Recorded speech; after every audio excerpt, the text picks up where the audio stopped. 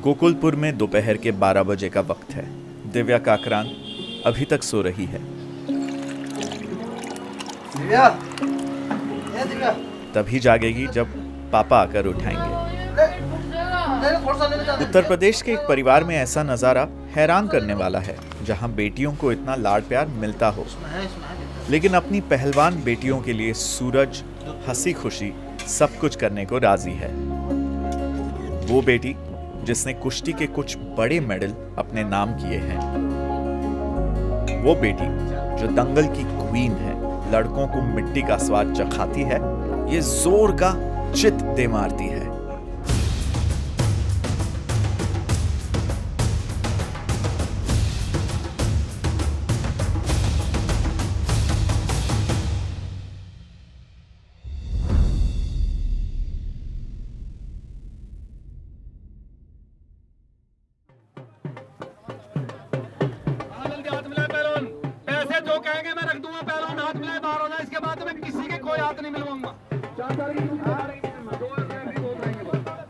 नब्बे के दशक में सूरज पहलवान बनने का सपना संजोए दिल्ली आ गया। इतना मार्जिन नहीं मिलता, मैंने को आगे बात बनाना नहीं पड़ा, सिलाना नहीं पड़ा, 120 दे इतना ही हो सका। सपना टूटा और सूरज दंगल में लंगोट बेचने लगा। यही एक जरिया था परिवार चलाने का। कुछ और तो आता नहीं था, इसलिए इसके पापा ने कहा कि लंगोट दुकान थी हमारे पास में, अखाड़े के पास में, वहाँ पे एक दो बार लंगोट रख के देखा इन्होंने, तो वो लंगोट बिक जाता था। कुछ दुकान पे बिकते थे, फिर अखाड़ों में बेचने लगे। और फिर इसी तरह के एक दंगल में सूरज को एक आइडिया आया, क्यों ना अपनी बेटी को दंगल में लड़कों के खिलाफ उतारा जाए। ये अखाड़ों में जैसे जाते थे तो हरियाणा में ज़्यादा जाते थे, उधर देखते थे कि बेटी भी करती हैं। गीता फोकट है, इनका बहुत बच्चों का नाम लेते थे ये, तो फिर मेरे को भी अच्छा लगा कि मेरे बच्चे भी लड़े तो मेरा घर का भी नाम होएगा और फिर देश का भी नाम होएगा। 2010 में दिव्या ने दंगल में एंट्री मारी, लेकिन कोई उससे कुश्ती करने को तैयार ही नहीं था, सिवाय एक लड़के के। शॉर्ट्स में दिव्या और सामने लंगोट में लड़का। और ये देखिए फिर दाव पे दाव लगा रही है लड़की। ये देखिए फिर कलाजंग ठाकुर साहब बहुत बचाव कर रहे हैं बेचारे। तब मैं पहली बार दंगल में कुश्ती लड़ी थी, तो एक लड़के से लड़ी थी, और तब मैं भी बहुत छोटी थी। जैसे भीड़ी खट रहते हैं तो उसमें से एक लड़के के पापा है, वो कह रहे कि मैं 500 रुपये रखता हूँ और मैं कुश्ती कराऊंगा ऐसे करके। तो फिर मेरे पापा ने बोल दिया ठीक है करा लो भाई। तो फिर मेरी उस लड़की की कुश्ती होगी, तो फिर मैं जीत गई। तो मेरे भी 3000 रुपये थे तब पहली बार। कुछ आदमी को अच्छा नहीं लगा था, कुछ को तो मनोरंजन लग जाता है, जैसे कि भाई मनोरंजन है, चलो भाई अच्छा लग रहा है, कुछ को बहुत इंजॉय ले रहा है कि हाँ चलो भाई देखने में भी अच्छा लगा, लड़की से लड़ रही है लड़के से। हाँ, अगर कहीं गलत हाथ लग गया तो बहुत से हंसा भी थे, मजा मतलब, पर अपना आप को जरूर एहसास होता, पर कुछ हम कह नहीं सकते, क्या करते, हमारी मजबूरी थी उस टाइम। और फिर एक दंगल के बाद दूसरा दंगल, फिर तीसरा।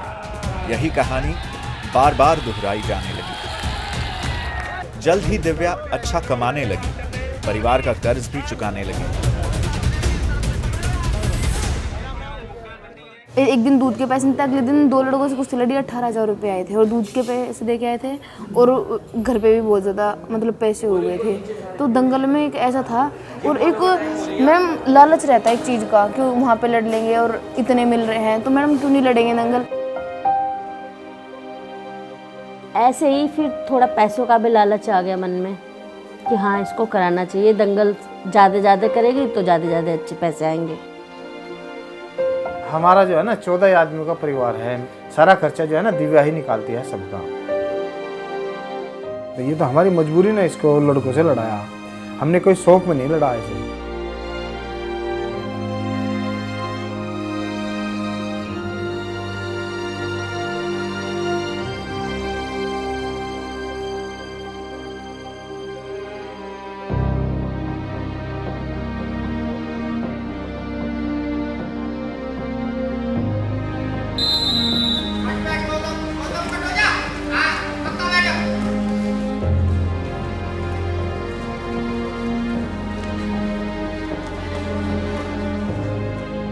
जल्द ही दिव्या दंगल से मैट पर शिफ्ट हो गई।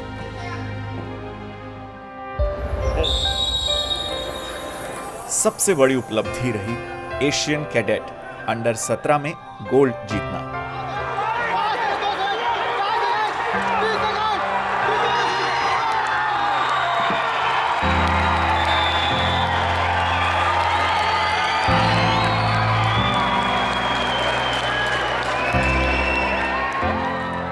दो मिनट में जो चले सारी जिंदगी याद रहेंगे 2 मिनट।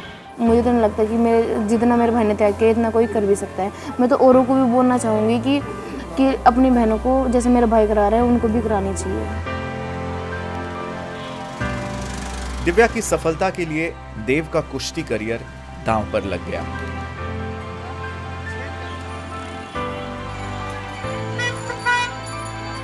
और फिर देव की जगह प्रतिभाशाली दिव्या को चुन लिया गया। अब इतना हमारा जुगाड़ नहीं था कि भाई दोनों बच्चे करा दे। फिर देखा कि जब आगे निकल गई तो फिर लड़कों को भाई मतलब तू रहने दे, तू भी इस पे ध्यान दे। जब मैं इसके साथ आया मेरी पढ़ाई भी पीछे हो गई क्योंकि इसकी तरफ ध्यान चला गया। रेसलिंग से भी मेरा हाथ छूटता चला गया। मेरी मेहनत नहीं हो रही, फिर इसको कराने लगा। इसके पापा का कहना है कि मेरे लिए सब कुछ बेटी है।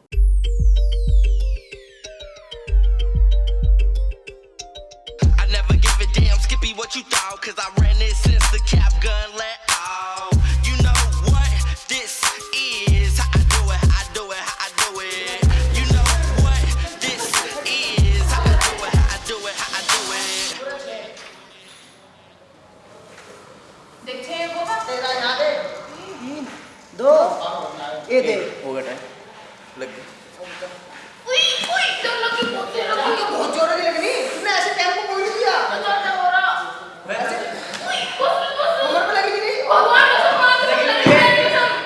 जब बराबर मौका नहीं मिलता तो झल्लाहट तो होती है।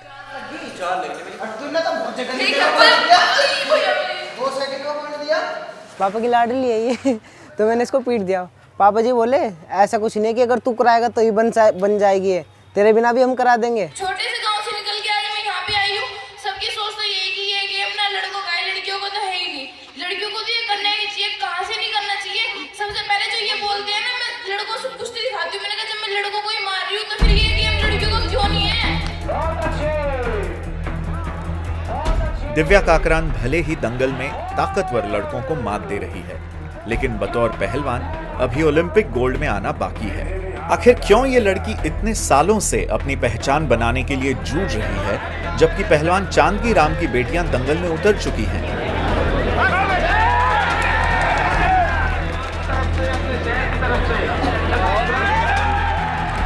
गीता जो है वो बढ़िया पहलवान बनी, ओलंपिक तक गई। वो एक अच्छी बिरादरी से है, उनका घर में अच्छा खाना पीना, जमींदार आदमी है और उनकी जो सोसाइटी और उनकी जो बिरादरी है वो स्ट्रॉन्ग है।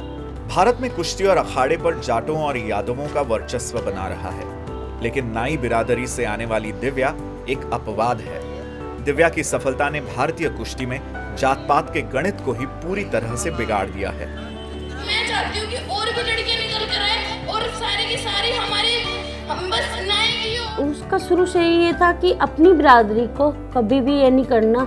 सभी छिपाते हैं पर मेरे को कभी छिपाना नहीं है। वो विदेश भी जाती है, अंग्रेजों के बीच में भी ये सैन नहीं बोलती है कि मैं सैन हूँ। तो वो बोलते कि सैन कौन होते हैं, कौन होते हैं, तो ये फिर उनको इशारे में बताते हैं कि हम कटिंग करते हैं, वो नाई है। कोई कुछ लगाता है पीछे, कोई शर्मा परमा ये लगाते फिरते हैं, पर लेकिन मैं हमेशा काकराइन लगा रखती हूँ। और ये कास्ट से कुछ नहीं होता, सिर्फ मेहनत से इंसान बड़ा होता है। अपने करियर को ट्रैक में लाने में दिव्या को काफी समय भी लगा, लेकिन तकरीबन 6 साल बाद भी हालात नहीं बदले हैं। ये बाजार का काम है। हमारे जो गांवों बच्चे हैं, जो लड़की हैं, उन्हें नहीं करवा पाएंगे। क्यों नहीं करवा पाएंगे? जो मैंने आप पहले बताया कि यहाँ गवारू आदमी बहुत फिरते हैं, आगे पीछे लगते हैं।